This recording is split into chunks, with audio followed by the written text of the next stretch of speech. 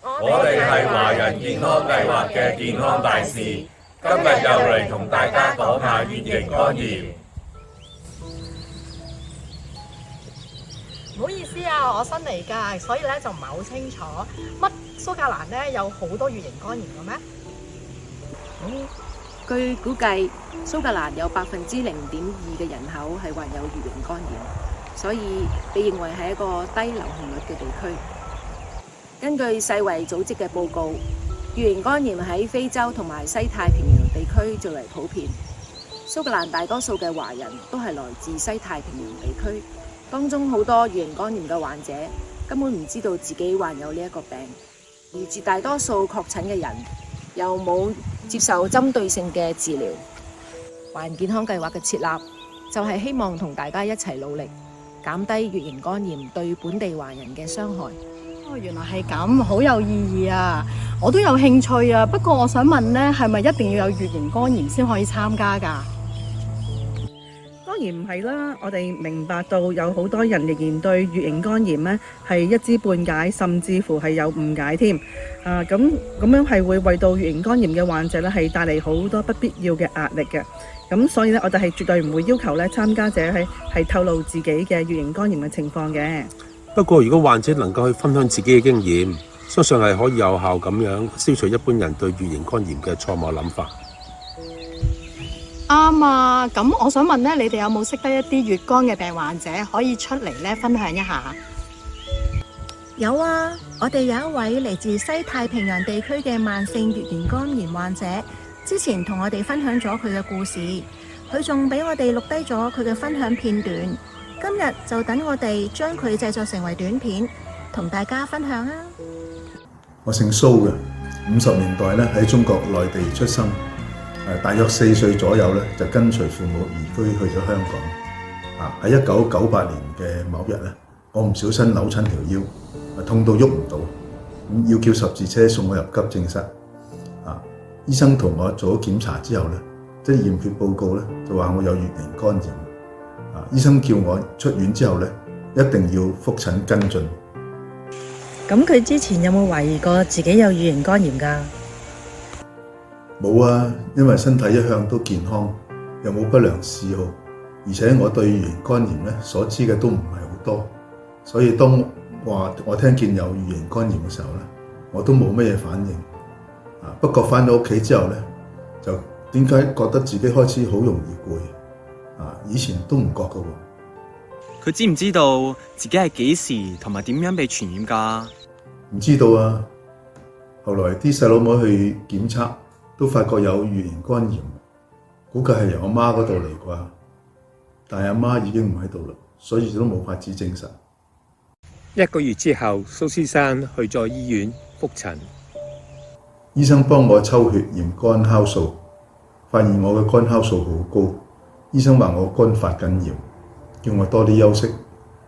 去肝臟科覆診咗幾次之後咧，肝酵素咧水平依然係好高。醫生話香港當時咧未曾有已經認證咗嘅藥物，換句話講，即係暫時冇藥醫。暫時只能夠繼續定期驗血、覆診同埋觀察，令到我開始咧有啲擔心。之後咧，我聽咗幾次健康講座，知道乙型肝炎咧原來可以演變成肝硬化同埋肝癌，而自己嘅肝酵素又咁高，聽見之後咧就更加擔心。加上咧當時我有一個好似同我咁上下年紀嘅朋友咧，佢都係有乙型肝炎嘅，竟然咧係因為肝硬化要排隊等候換肝。喺等候換肝嘅期間咧，佢皮膚好黃，又嘔又吐積水，成日都要出入醫院。結果等唔到換肝就死咗啦。我先知道乙型肝炎原來可以係咁可怕嘅，開始覺得驚。不過蘇先生話情況喺幾年之後產生重大改變喎。係啊，過咗2-3年之後咧，一次覆診咧，醫生話咧佢哋引入咗幾種乙型肝炎嘅藥，問我要唔要試下。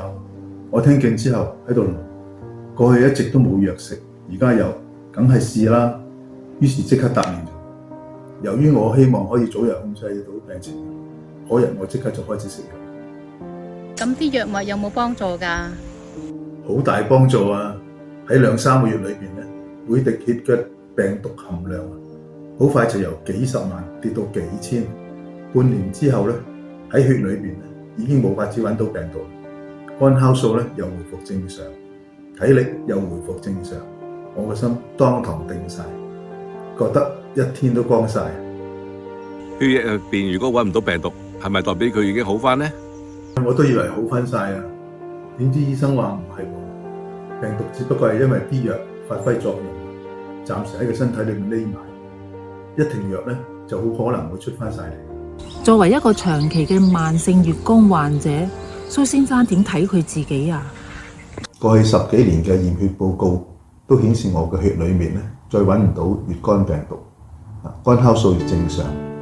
香港嘅醫生都話我唔使再睇肝臟專科啦，只需要每年去睇普通科覆診，繼續食藥就得啦。搬咗嚟蘇格蘭咧，醫生都係同樣叫我按時覆診同埋食藥。雖然我仍然係要每晚食1粒藥，但係對於我嚟講咧，我早就覺得自己同健康嘅人咧冇分別，我當我自己好返晒㗎啦。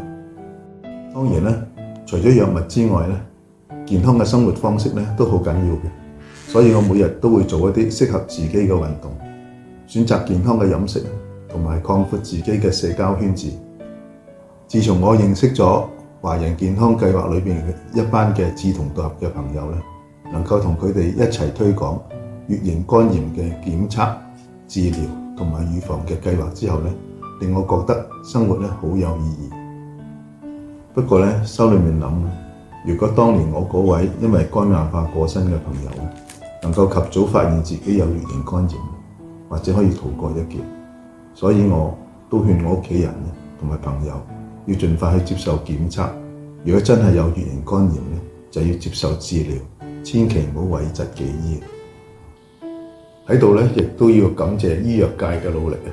為咗造福病人，不斷研製新藥，發揮人類嘅互助精神。希望喺不久嘅將來，佢哋能夠研發到一種藥物，根治乙型肝炎，解決全球接近3億人嘅困難。